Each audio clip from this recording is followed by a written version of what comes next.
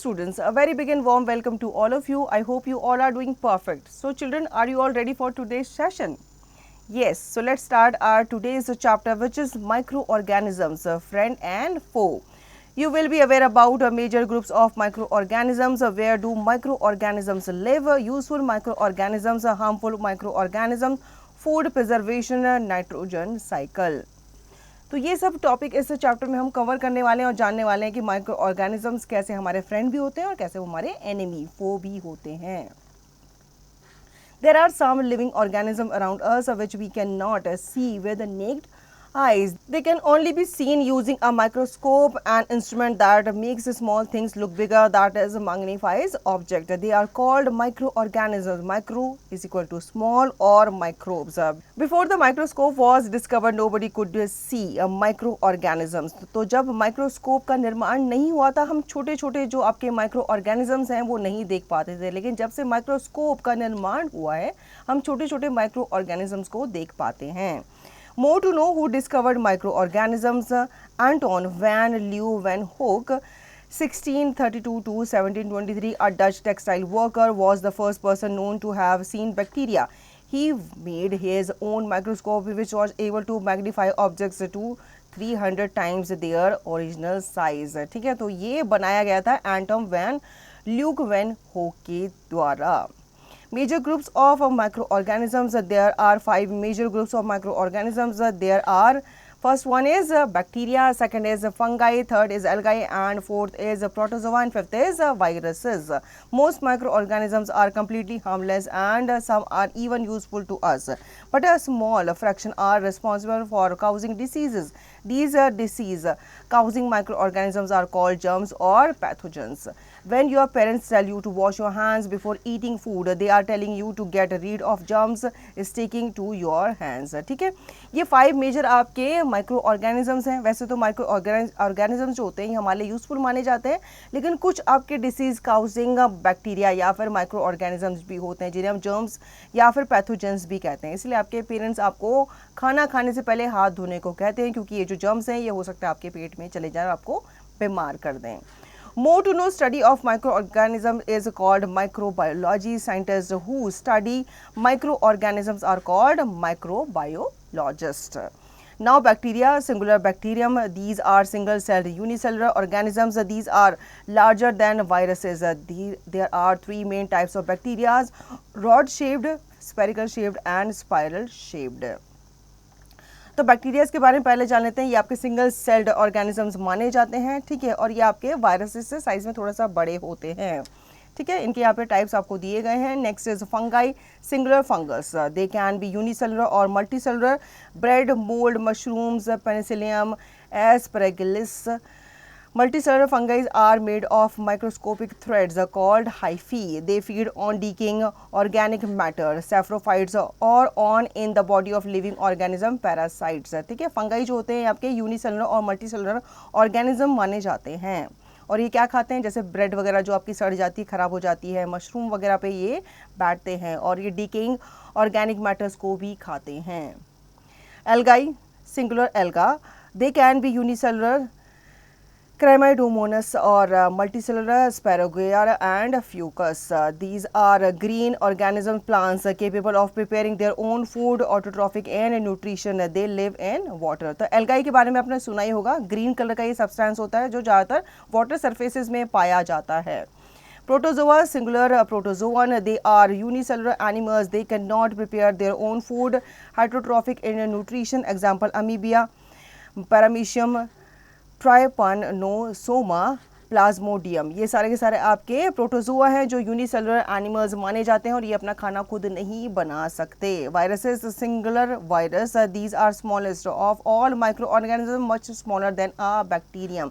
They are not cells and do not contain cell organelles. They are made up of genetic material surrounded by a protein code. They cannot multiply on their own. For this, they need to enter a living host cell. Outside the host cell, the virus does not show any characteristics of living thing. They do not feed, respire, excrete, grow or multiply. Virus जो होते हैं आपके और ख़तरनाक होते हैं और सबसे छोटे ये माने जाते हैं. मतलब बैक्टीरियम से भी ये काफ़ी साइज़ में क्या होते हैं, छोटे होते हैं. इनके अंदर कोई भी ऑर्गेनल्स नहीं होता, कोई भी सेल इनके अंदर नहीं होता, ये खुद से मल्टीप्लाई नहीं होते, लेकिन हाँ अगर ये किसी के बॉडी के अंदर घुस जाते हैं तो अपने आप मल्टीप्लाई होना शुरू हो जाते हैं और उसके अंदर जा कर के ये अपनी जो डिसीजेज हैं या जो सिम्टम्स है वो दिखाना शुरू कर देते हैं। Where do microorganisms live? Microorganism are found everywhere in nature. ठीक है, अगर आप सोचोगे कि कहाँ ये मिलते हैं तो ये नेचर में हर जगह पाए जाते हैं, हमें नज़र नहीं आते। In air, water and soil, हर जगह ये पाए जाते हैं। On the surface of objects and living organisms, inside the bodies of animals including humans and in dead and decaying organic matters। इसलिए जब आप खेल के आते हैं, स्कूल से आते हैं, आपके मम्मी पापा आपको हाथ धोने के लिए ज़रूर कहते हैं, क्योंकि हमारे हाथ देखो हर चीज़ को टच करते हैं, फुटबॉल को टच करते हैं, बुक्स को टच करते हैं, हमारे जो ज्योमेट्री बॉक्स है, लंच बॉक्स है, सबको टच करते हैं, तो हमारे हाथों में जम्स आने के चांसेस बहुत ज़्यादा रहते हैं। इसीलिए हमें अपने हाथ जो है वो बार बार धोने चाहिए। They can survive in all types of environment ranging from ice cold climate to hot springs and dry deserts to marshy places। Let us perform the following activities to see the presence of microorganisms in air, water and soil। तो activity यहाँ पे दी गई है to show the presence of microorganisms in air। Take a piece of bread and moisten it with water in a petri dish। Keep it in air for 1 or 2 days। Now keep the petri dish in a warm place for 3 to 4 days। Observe what happens after 3 to 4 days। You will observe that the bread gets covered with grayish patches। Take a small piece of the grayish patch and spread it on a glass slide in a drop of water। Observe it under a microscope। Do you see something similar to the structure shown in figure of a bread mold। ठीक है, आपको activity करनी है। जैसे आपने देखा भी होगा आपके घर में जब ब्रेड पड़ी पड़ी सड़ जाती है तो उसके ऊपर इस तरह की एक लेयर जो है जम जाती है। ठीक है, तो ये लेयर जब आप देखेंगे किसी माइक्रोस्कोप के नीचे तो आपको यहाँ पे जो ब्रेड मोल्ड्स है, जो फंगस है, वो आपको नजर आएगा। Again activity to show the presence of microorganism in water। Collect some water from a pond। Take a few drops of water on a glass slide। Observe the slide under a microscope। Can you see anything in it? You will observe some microorganisms belonging to algae and protozoa। Make sketches of what you observe। ठीक है, तो एक और activity आपको करनी है ये जानने के लिए कि वाटर में भी माइक्रोऑर्गेनिज्म होते हैं या नहीं। Again one more activity to show the presence of microorganism in soil। Collect some moist soil from a garden or a field in a beaker। Add water to the soil and shake it well। Let the soil particles settle down। Now observe a drop of water from the beaker under a microscope। Make sketches of what you observe। ठीक है, same चीज़ आपको soil के साथ करनी है। Garden से आपको soil लेकर के आनी है, उसको आपको क्या करना है, वाटर के साथ मिक्स करना है और फिर जब उसके सॉइल पार्टिकल्स सेटल डाउन हो जाएंगे तो आपको कुछ ड्रॉप ऑफ वाटर जो है वो माइक्रोस्कोप के नीचे देखनी है। Evaluate yourself, answer the following questions. कुछ क्वेश्चन आपको यहाँ पे दिए गए हैं जिनके आंसर आपको देने हैं। Useful microorganisms। In addition, microorganisms are useful to us in a number of ways। Different uses of microorganisms are listed below। In preparation of food items such as curd, bread and cheese। In industries to produce alcohol, wine and vinegar, acetic acid। In agriculture to increase soil fertility by nitrogen fixation। In preparation of medicines such as antibiotics and vaccines। For cleaning the environment। In sewage treatment as source of food। तो ये सारे आपके use माने जाते हैं micro organisms के। जैसे curd बनाने के लिए, ब्रेड बनाने के लिए, चीज़ बनाने के लिए यूज़ किया जाता है, वाइन, विनेगर, अल्कोहल बनाने के लिए यूज़ किया जाता है, सॉइल की फर्टिलिटी को बढ़ाता है और ये सब काम ये करते हैं।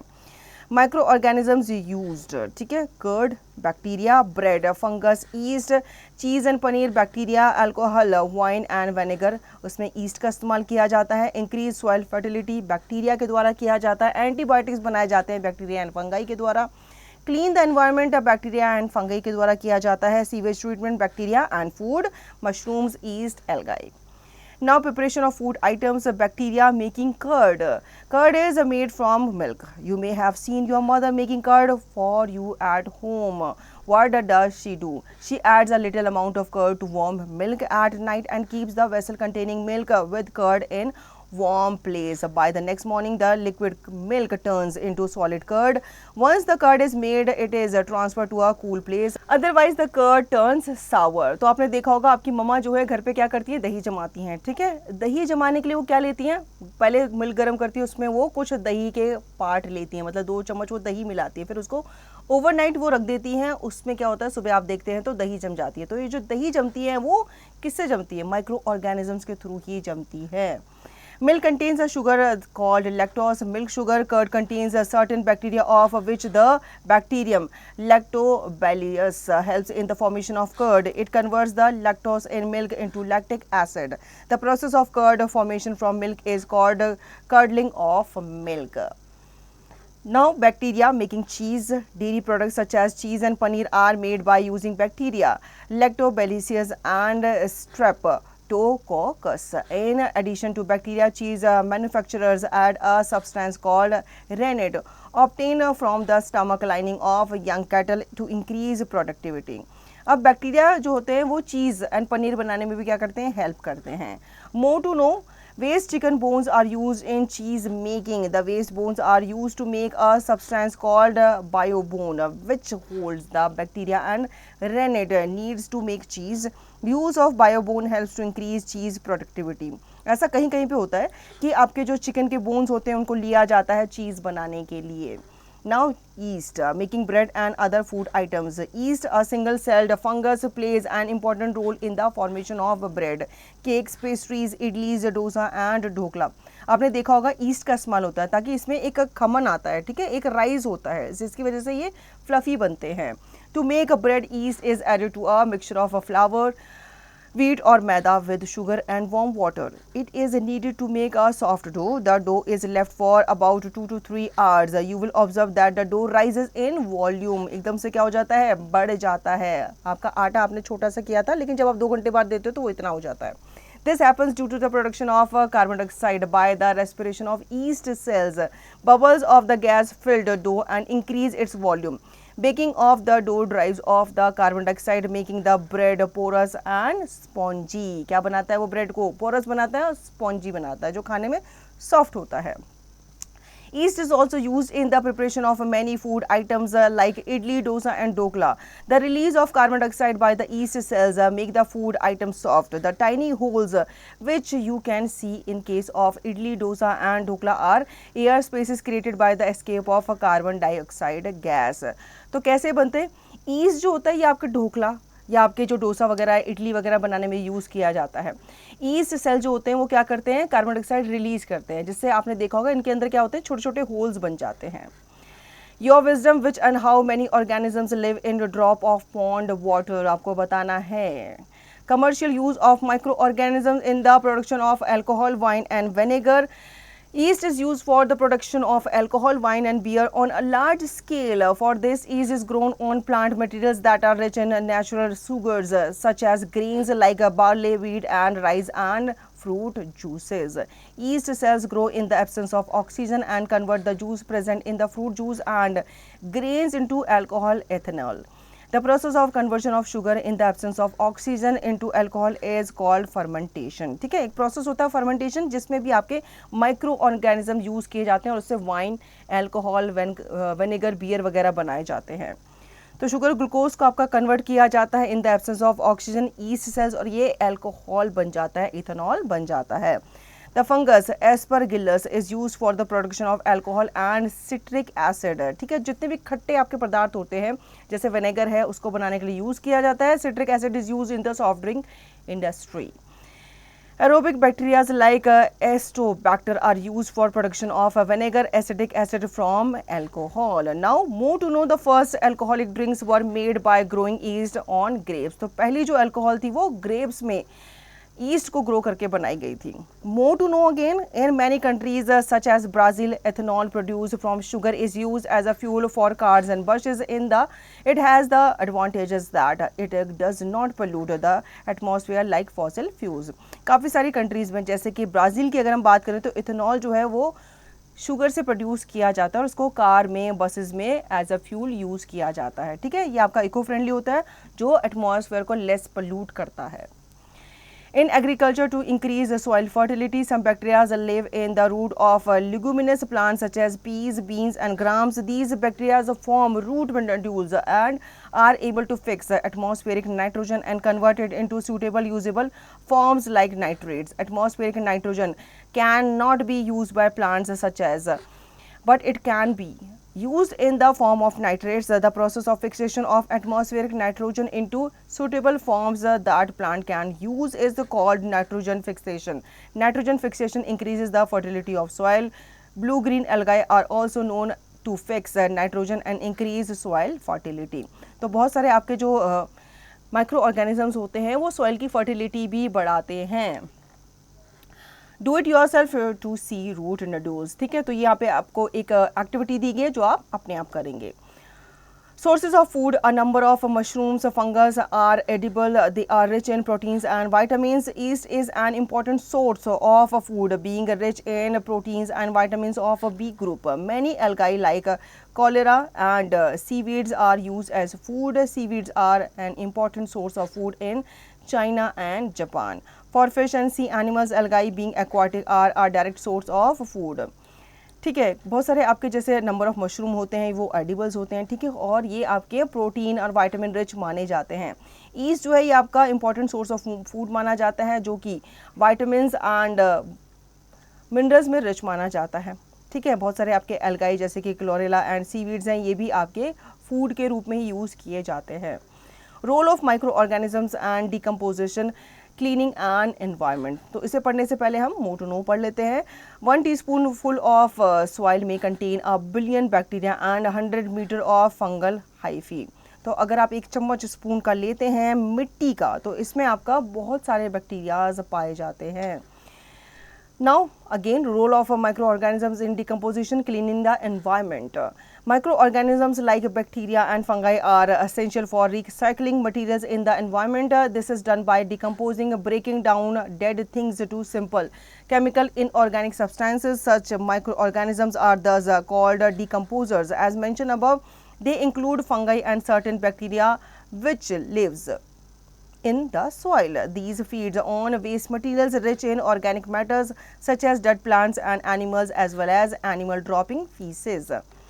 तो आपके माइक्रो ऑर्गेनिज्म जो है वो डिकम्पोजिशन में हेल्प करते हैं. ठीक है, जितने भी आपके जैसे डेड प्लांट्स हो गए या डेड एनिमल्स हो गए तो वो ज़मीन के अंदर जितने भी आपके माइक्रो ऑर्गेनिजम्स होते हैं, छोटे छोटे कीड़े होते हैं, ये उनको क्या करते हैं, डिकम्पोज करने में हेल्प करते हैं. फिर उनको मिट्टी के साथ मिलाते हैं और मिट्टी को उपजाऊ बनाते हैं, उसकी फर्टिलिटी को बढ़ाते हैं.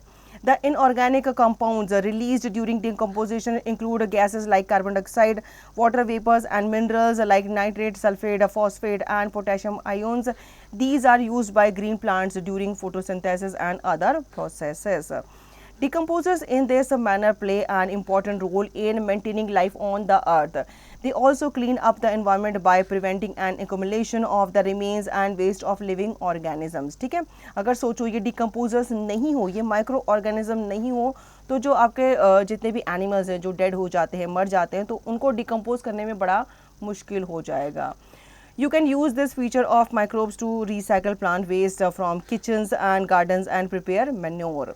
Microbes cannot break down waste item like glass bottles, polythene bags and Coca-Cola cans. Hence, these should be disposed separately.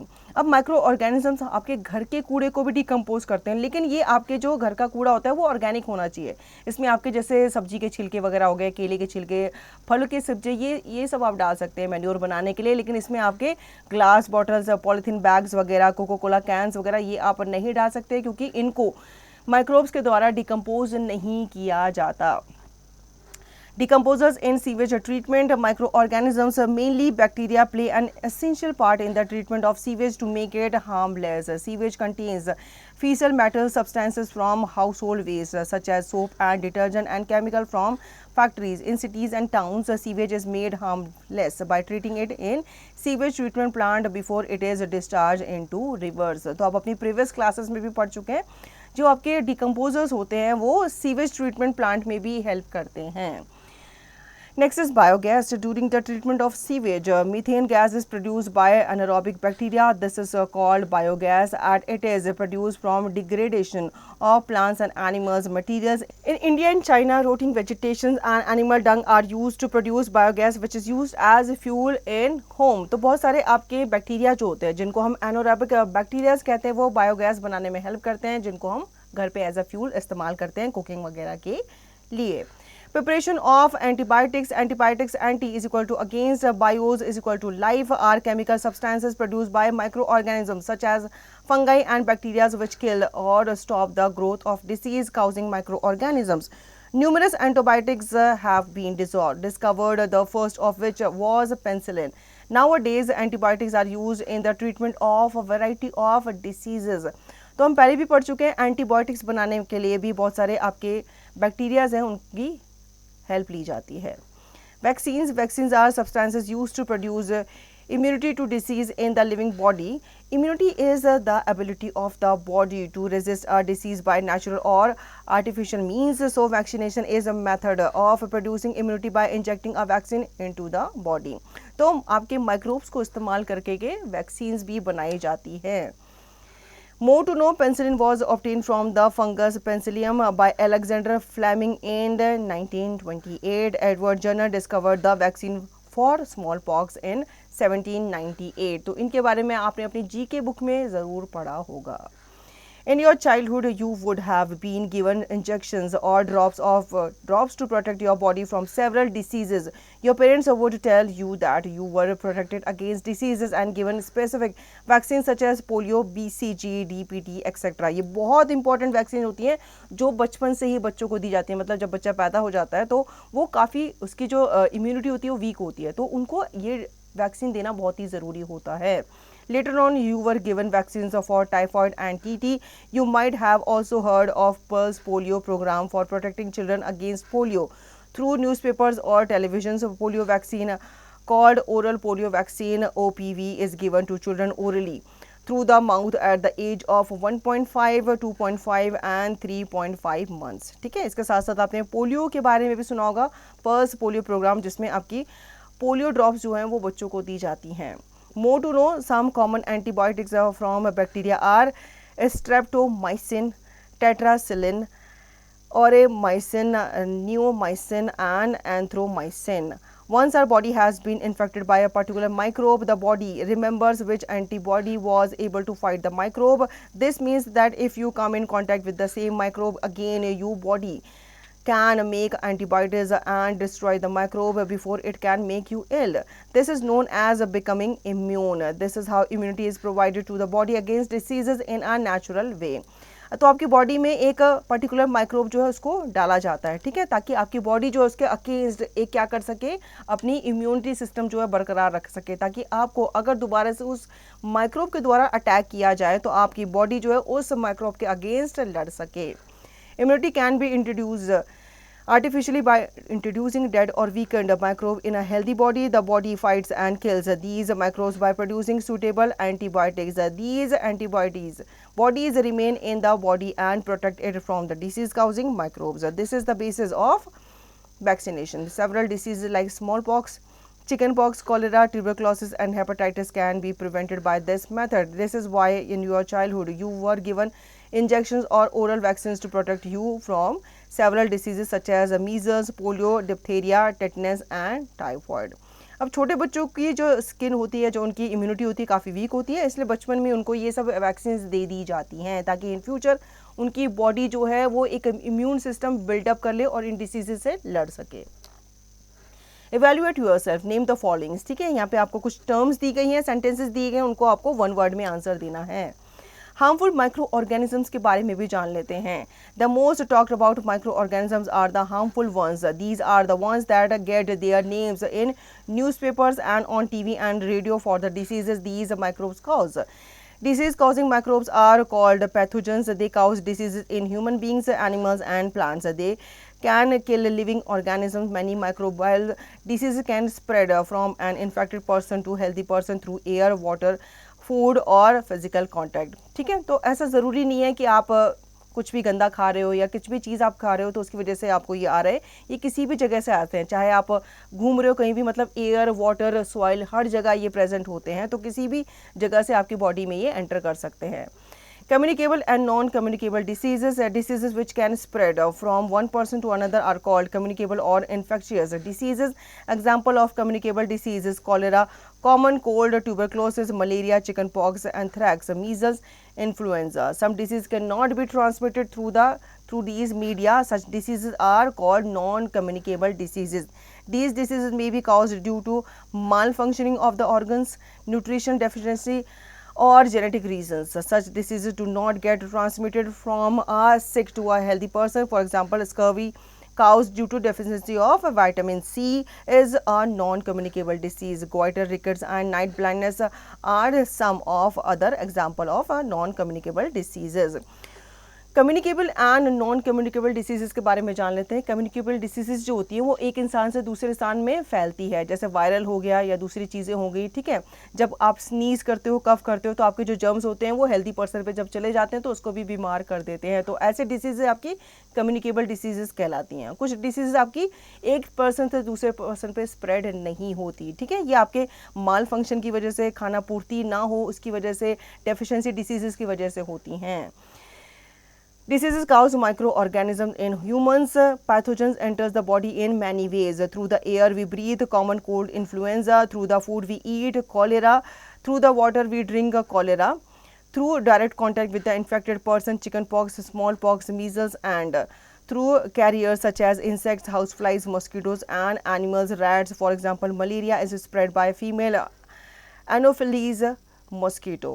Female Aedes mosquito is the carrier of dengue virus. तो ये सारे आपके क्या हैं, ऐसे डिसीज़ हैं जो माइक्रो ऑर्गेनिजम्स की वजह से होते हैं। Spread transmission through air takes place in the case of common cold when a person suffering from common cold sneezes or coughs fine droplets of moisture carrying the microbes, which is a virus in the case, are spread in the air. The virus may enter the body of the healthy person through the breathing process.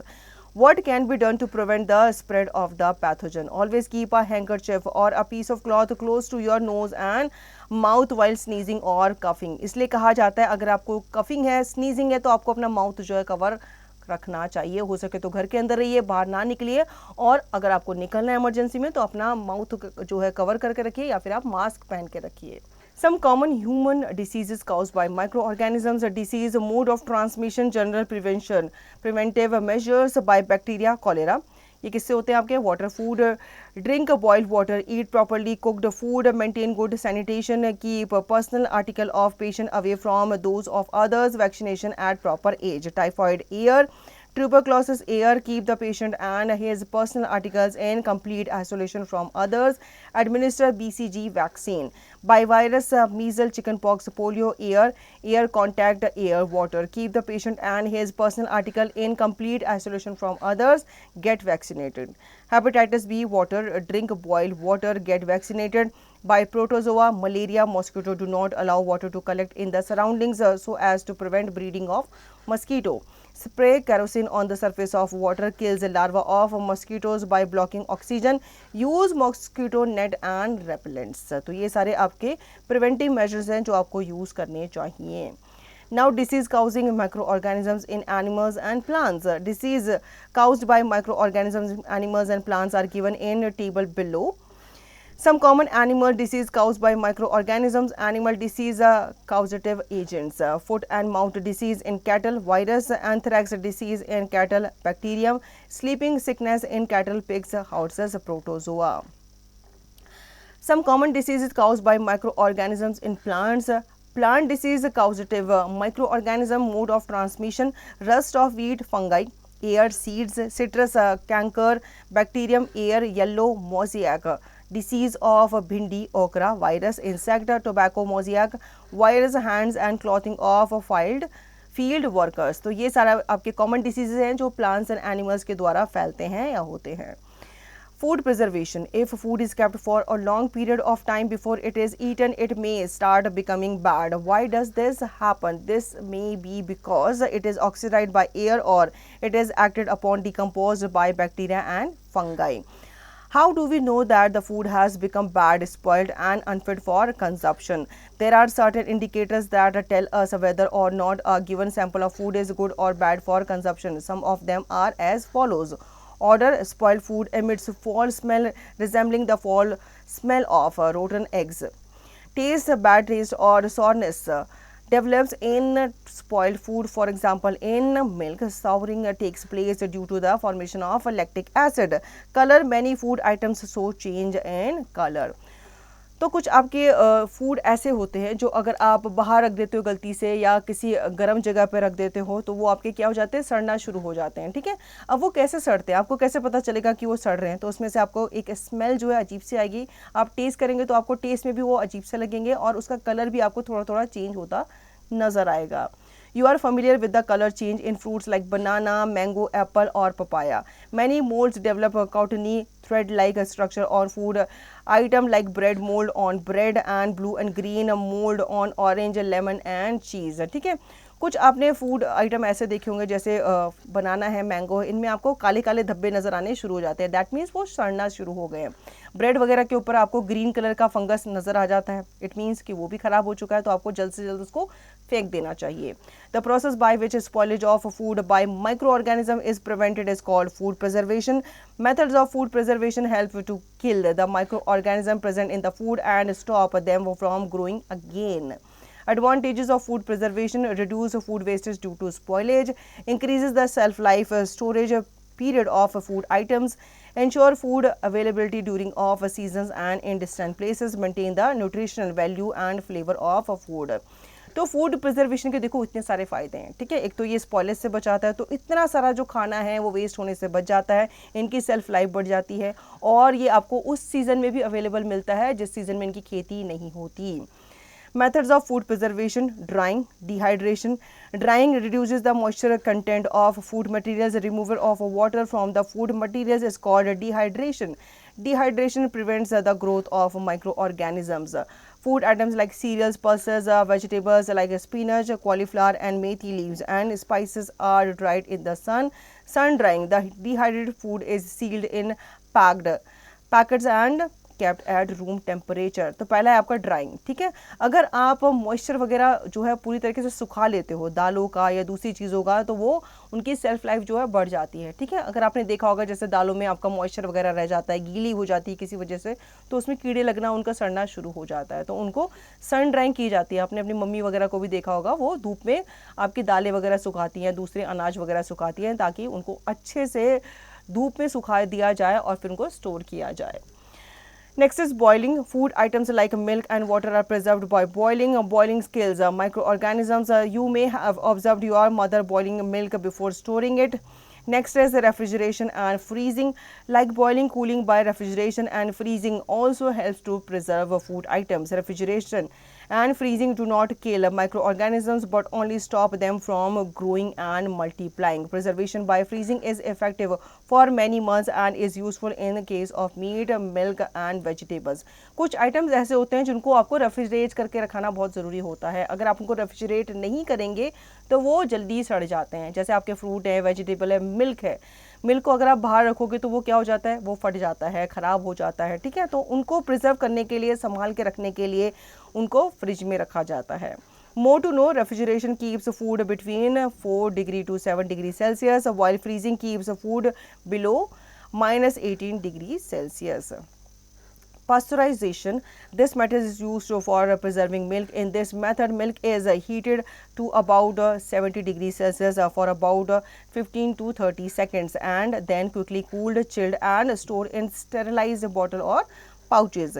Heating kills the bacteria present in milk. Quick cooling prevents remaining bacteria from growing. Milk product like cheese and other substances like honey, beer, wine, juices etcetera are also preserved using this method. Pasteurising method होता है जो आपके ज़्यादातर जैसे milk होता है, milk products वगैरह होता है, उनको प्रिजर्व करने के लिए यूज़ किया जाता है। जैसे मिल्क आप घर पे लेकर के आते हो तो आपकी मम्मा सबसे पहले क्या करती है, उसको गर्म करती है, बॉईल करती है। ठीक है, लेकिन पॉस्चराइजेशन में क्या होता है, मिल्क को फटाफट से गर्म किया जाता है 70 डिग्री सेल्सियस पे, उसको 15 से 30 मिनट तक या सेकेंड तक उसको बॉईल किया जाता है। उसके बाद एकदम से उसको क्या किया जाता है, ठंडा किया जाता है।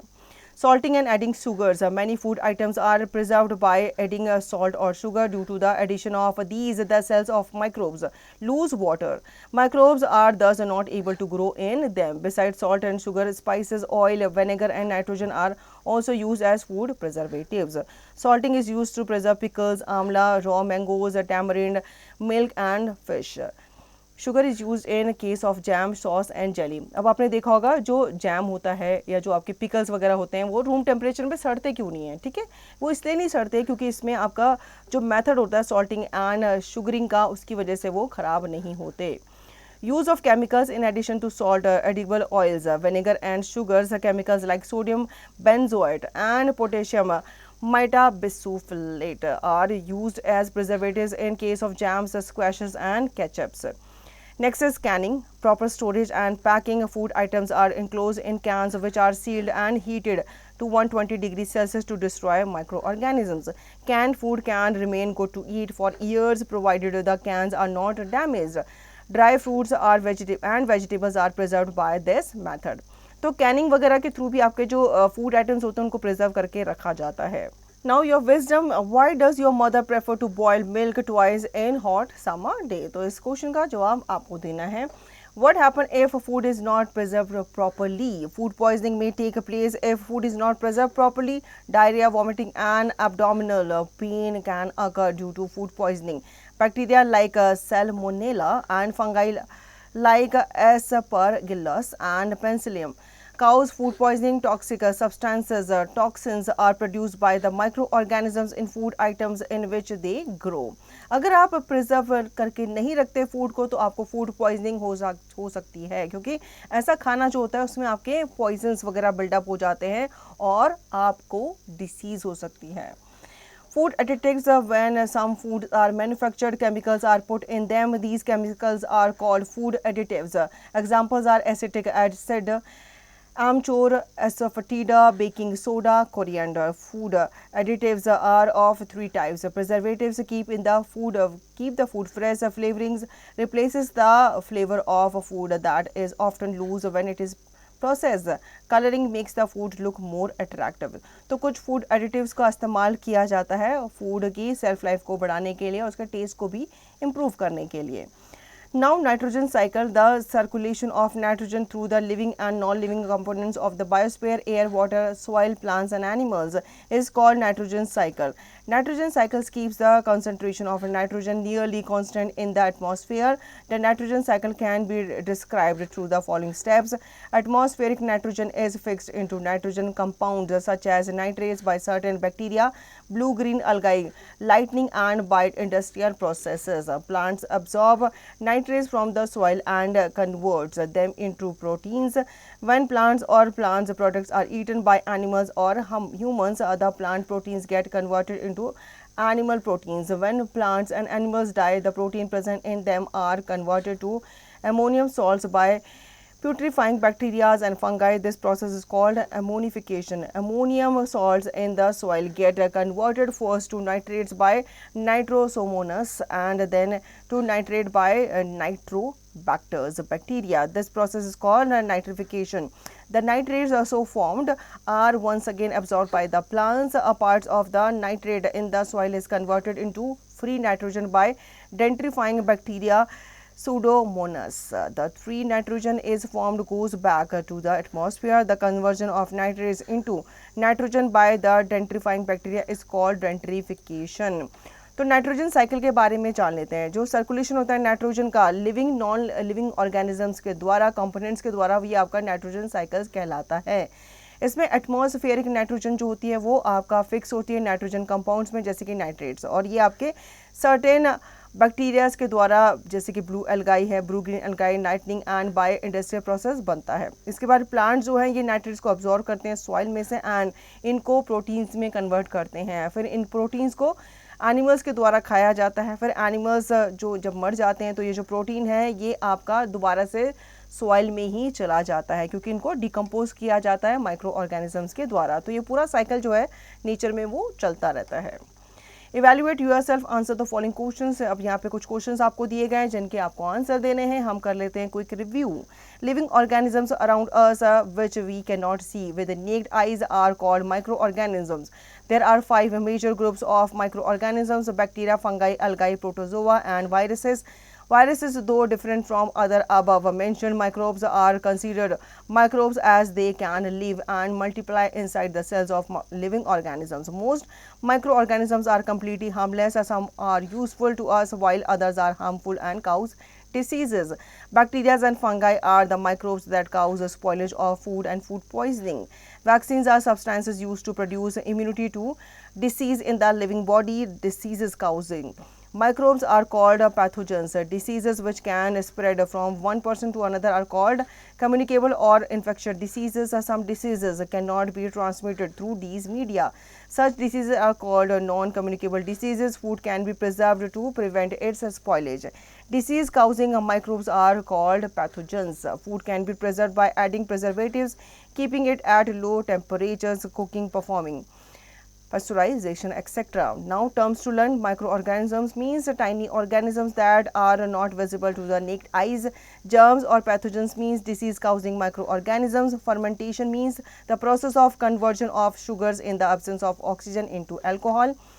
Nitrogen fixation, the process of fixation of atmospheric nitrogen into suitable forms that plant can use. Antibiotics, chemical substances produced by microorganisms such as fungi and bacteria which kill or stop the growth of disease causing microorganism. Vaccine, substances used to produce immunity to disease in the living body. Immunity, the ability of the body to resist a disease by natural or artificial means. Food preservation, the process by which spoilage of food by microorganisms is prevented. Dehydration means removal of water from the food materials. तो इस chapter में हमने micro organisms के बारे में जाना जो हम अपनी आंखों से देख नहीं सकते लेकिन वो हमारे आसपास एयर में, वाटर में, सॉइल में प्रेजेंट होते हैं। कुछ माइक्रो ऑर्गेनिजम्स हमारे लिए अच्छे होते हैं और कुछ माइक्रो ऑर्गेनिज्म जो होते हैं वो काफ़ी बुरे होते हैं हमारे लिए, मतलब वो इतने बुरे होते हैं कि अगर वो हमारे अंदर घुस जाएं तो डिसीजेस वगैरह पैदा कर सकते हैं, तो हमें केयरफुल रहना चाहिए। So children, I hope you understood the chapter very well. Now you will revise the chapter and practice the given exercise to understand the chapter thoroughly.